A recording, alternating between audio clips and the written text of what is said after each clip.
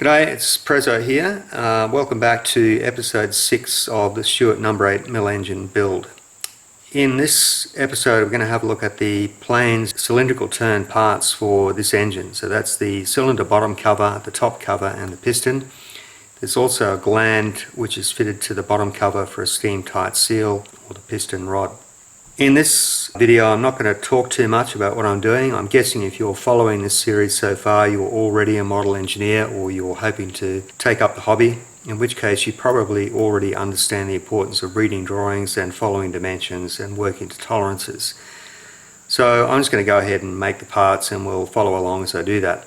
Unless of course I nail one of the dimensions, in which case I'll take full credit and I won't shut up about it for quite a long time. In this section of the build I'm going to be able to take these parts into the lathe. One of the problems with the parts though is that they were supplied without spigots. Often on parts like this there's a spigot which is formed and that section of the casting is removed later, but what it does allow you to do is to grip that part in a 3-jaw chuck while you finish at least one side and the outer diameter. In this case I don't have that, so I'm going to be using a set of soft jaws in my 3-jaw chuck to allow me to grip this part, but I still have the problem of being able to machine this edge all the way across. So I'll be using a process called pressure turning to do that, and we'll have a look at that and how it works. Let's head over to the lathe. We'll follow the process through.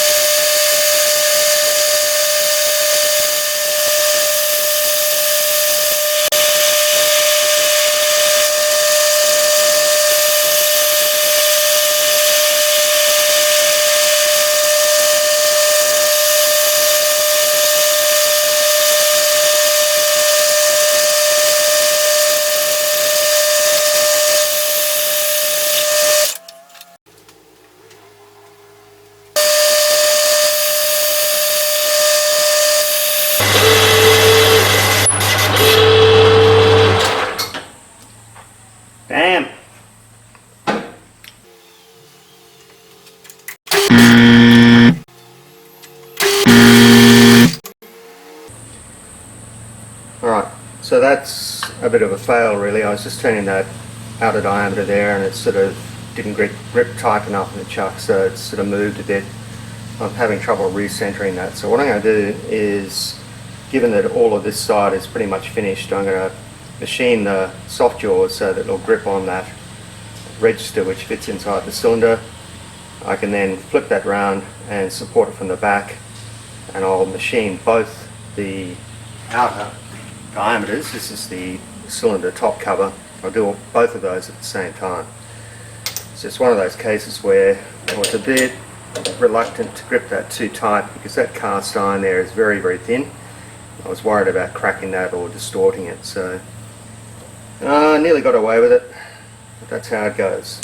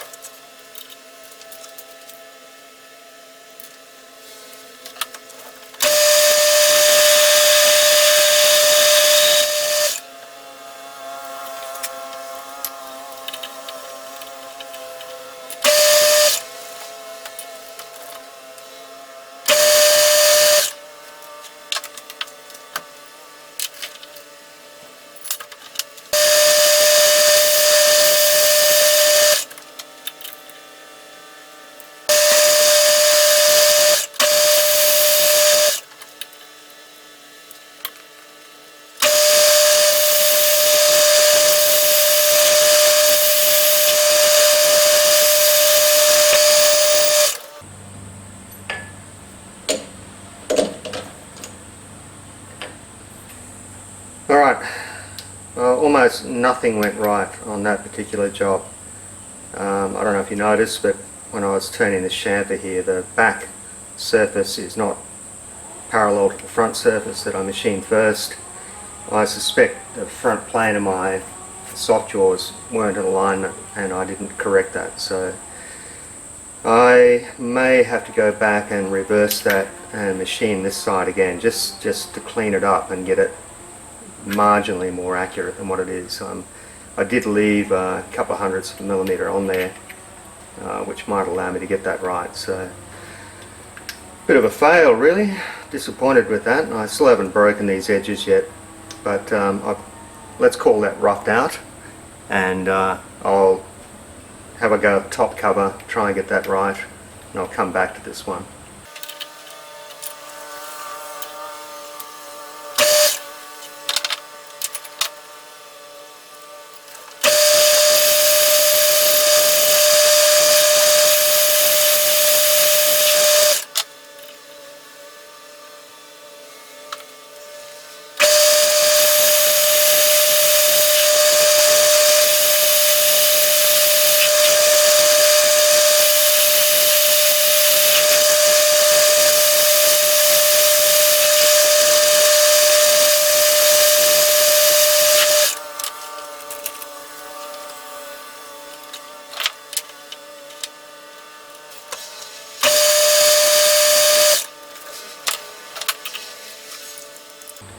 Okay, well that one worked out marginally better. I'm going to leave that surface as cast, but it will depend on where the studs have to go.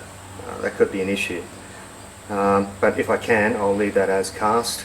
I still have to machine chamfer on the other side there yet, but that's looking a bit better.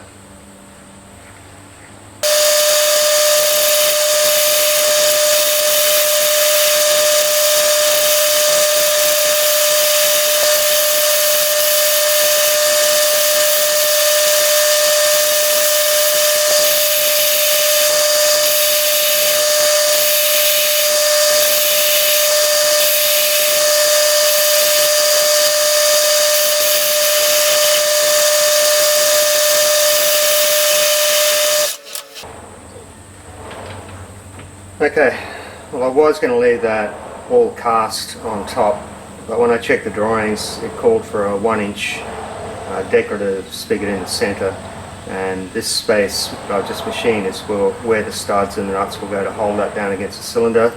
I've also reduced that flange to 1/8 of an inch thick, as it calls on the drawings. The drawings show this extended section here is tapered. Not quite sure how I'm going to do that yet. I really don't trust myself to try and machine that just gripped by that very narrow gland at the back. So I might have to sort of rethink how I do this, and I've got to go back and have another go at this one and try and correct the botch I made of that one. But we're getting close to having our cylinder covers done. Okay, well it's after lunch now, and I had to think about a process to finish machining this top cover, and I've decided that probably the only way it can be done easily is to make a chuck, or at least a fixture, and I'm going to stick that on there with super glue basically, and when that's cured I can finish all the machining features on this side of that cover.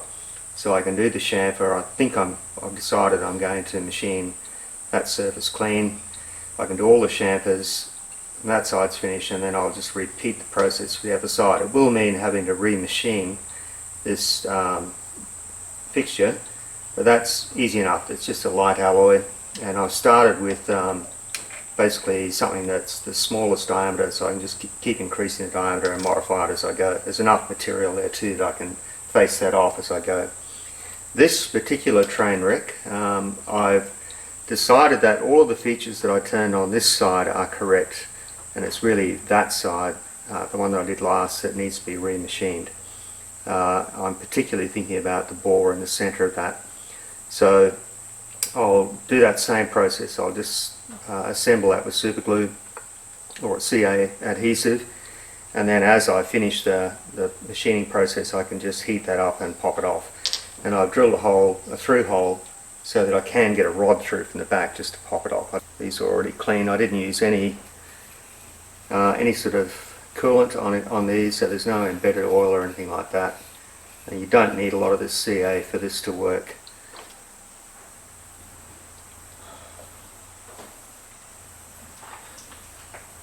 So essentially, as soon as you cut off the oxygen supply to the liquid, it'll begin to cure, and already I can feel it. That's quite solid, but I will let that cure for a bit.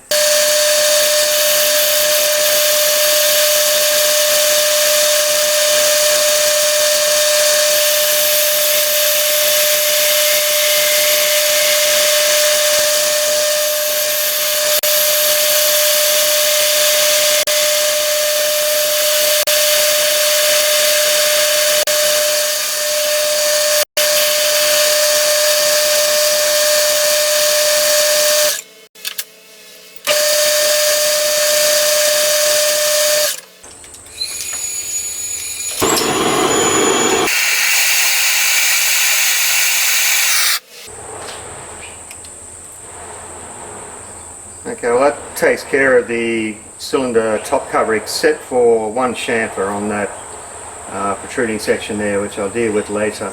And just for what it's worth, I just had a piece of 10mm steel right up the bore of that piece of alloy so I could tap this out while I had the flame on it. So for the bottom cover, I've just simply machined out a bore there to accept the outside of where the gland screws in. And I've just checked the fit, and I've skimmed everything and cleaned off all the old CA adhesive. So I'm going to go ahead and attach this one, and then I can just lightly clean up this surface. This register is just a tiny bit oversized. This face, I think I left a couple hundredths oversized, so I can just skim all of that, make sure it's running true, and then I'll do the chamfers.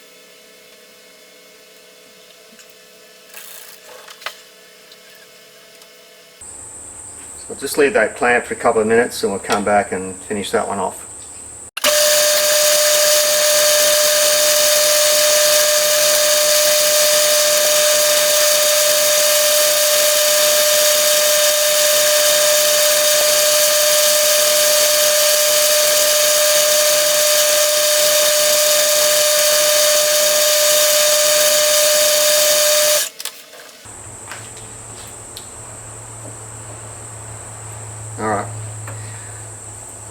It's not as good as I would have hoped. I'm guessing that's about 1 or 2 thou undersize on that register, and it's probably about the same on all the other dimensions.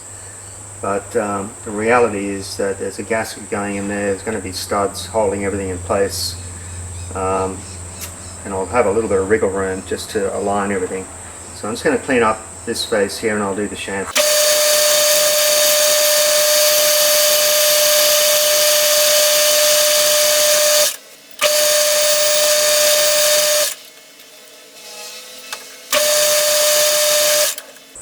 Okay, that's done, so I'll get that one off there. And I think the important lesson to be learned here is never make assumptions about your setup. You know, sometimes you just think, yep, those chuck jaws must be accurate, they're probably parallel, and you need to check. And in this case I didn't do that, and paid the price. Sorry, Keith.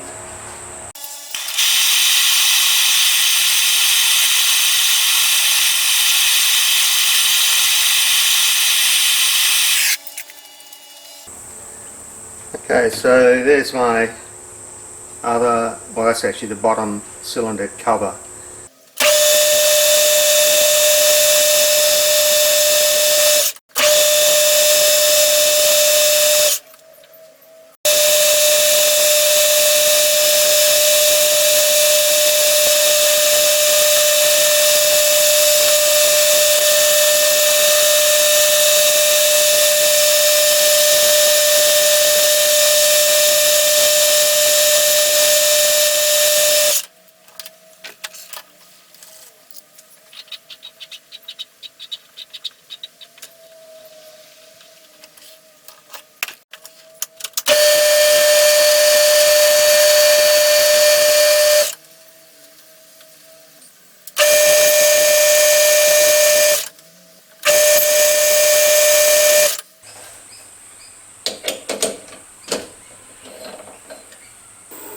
I've zeroed this probe over the diameter of that part, and also halfway along the 1/8 boss that the drawings call for here.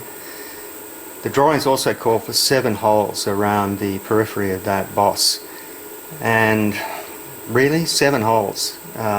8 easy, 6 is easy, 7 means that I have to get a dividing head and set up the plates and the sector arms and everything to give me 7 divisions. I have, as part of the CNC package, I've built myself a rotary axis, and I just use a standard Vertex rotary table, but I've fitted a stepper motor and a 1-to-1 belt drive. So I can write G-code to rotate this through any number of degrees that I want. However, you know, when I did the maths, 7 degree or 7 divisions into 360 degrees gives you 51.428 blah blah blah degrees, and it's, you know, a bit cumbersome, so I decided to go for 8 holes. 8 holes will give me an extra space to get a pin into, so I can tighten this gland nut into the end of the cylinder. So 8 holes it is. I've written a G-code that will do that, and we'll go ahead and change this out for a center drill and at least mark the holes anyway.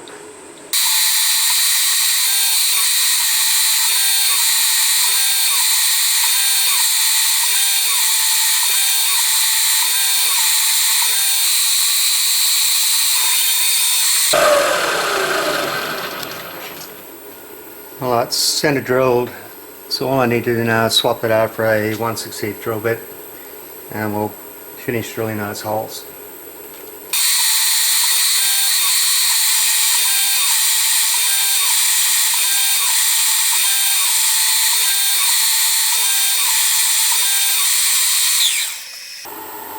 Okay, so that's all the holes drilled. I'll put this back in the lathe, part that off, and that part's done.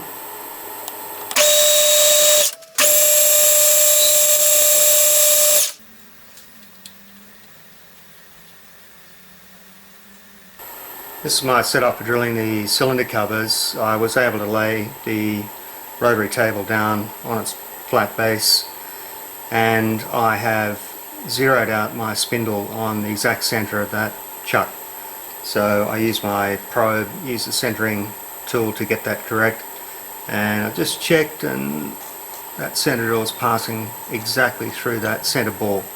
So with this setup, all I'm going to do is offset by the radius shown in the drawing, and then I'm just going to manually, well, that is, I'm going to use a manual data input to rotate the rotary spindle through 4 divisions for this particular cover. The top cylinder cover needs 6 divisions, and it's hardly worth setting up a drilling program to do this, so I'm just going to manually lower the quill at each position, and I've got to be careful not to drill right through these. I don't want to hit the hardened chuck jaws. I'll do the through drilling later. The drawings show that the cylinder studs are actually on a 1 5/16 inch pitch circle diameter. Work that out metric. I'll have to offset half of that, or the radius, at 16.669. So I'm going to enter that, and we'll offset the spindle now. So we use an MDI here, so we're just going to go G0X and 16.669.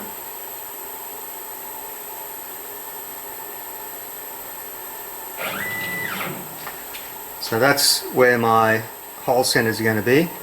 So I'll drill the first one, and then we'll just rotate the chuck round through 4 divisions.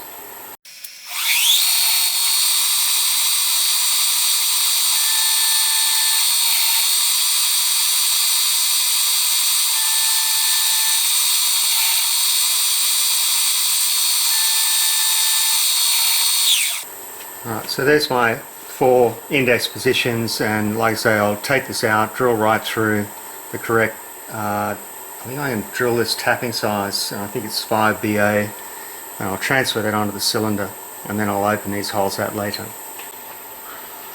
Okay, so this is the top cylinder cover. This one's got 6 holes, so we're going to use basically the same process. So I'm going to zero my A axis there, and we'll drill the first one.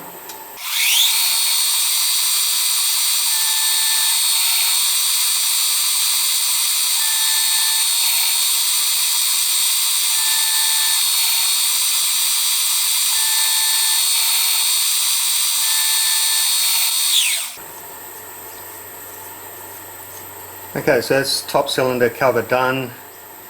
What I did was I set up the job with the port face perpendicular to the back plane of the mill, and I've rotated that through 30 degrees, which will give me the correct position for the first stud.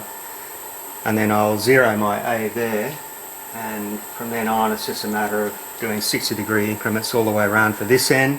Then I'm going to flip the cylinder, reset the port face, and drill 4 holes in the other end. So I'll do this one first and see how it comes out. So I'll drill this one here.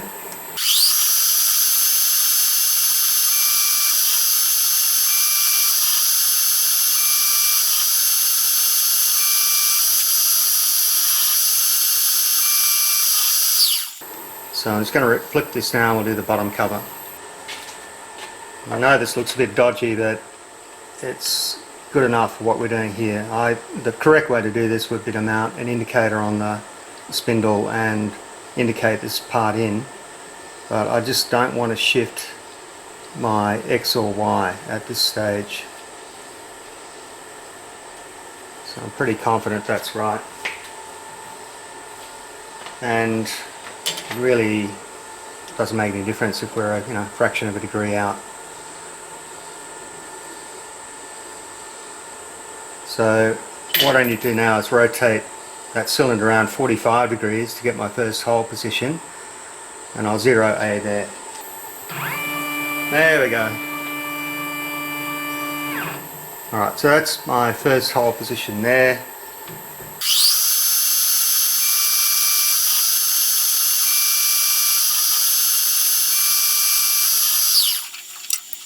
Alright, I'm going to find out whether they fit.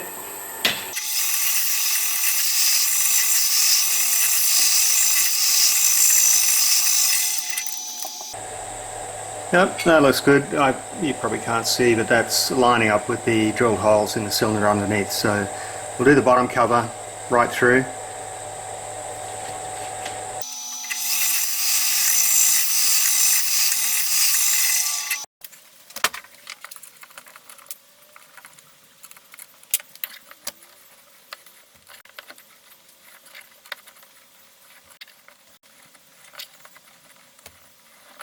Alright, so I'm just going to put some studs in these and see if everything lines up. The last part of this whole cylinder puzzle is to actually get the 4 holes drilled through this flange so that the cylinder can bolt through that flange, through the bottom cover and up into the cylinder to make all that into one fixture. And it's an awkward part to try and drill. I have to actually drill on this face here, which means it's got to stand upright on the drilling machine table. So what I've done is I've bolted this down to a large angle plate, and even then it overhangs the bottom of the angle plate, so it's going to be an issue. So I've just got a big strap clamp both sides of the casting. I used a 1-2-3 block on the top of the angle plate to align the face of the flange that actually bolts against the cylinder, and then I clamped that down tight.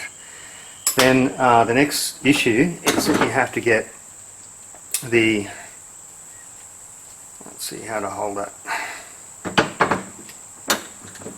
Oh, I went that way.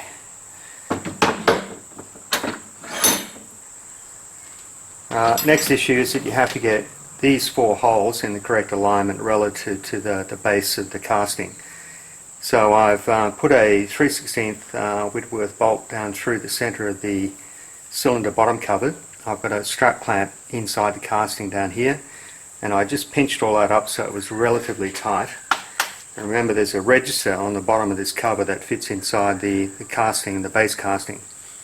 Then I roughly squared it with an engineer's square, just working off a pair of those holes. And I've clamped a parallel to the bottom of the angle plate, so I've got a flat surface I can measure from, and I raise that up to the same height as that flange. And then using my caliper, I've just gone around and checked the distance between the bottom of the hole and the back of the parallel, and I just did that both sides until I was satisfied I had a relatively accurate measurement on both.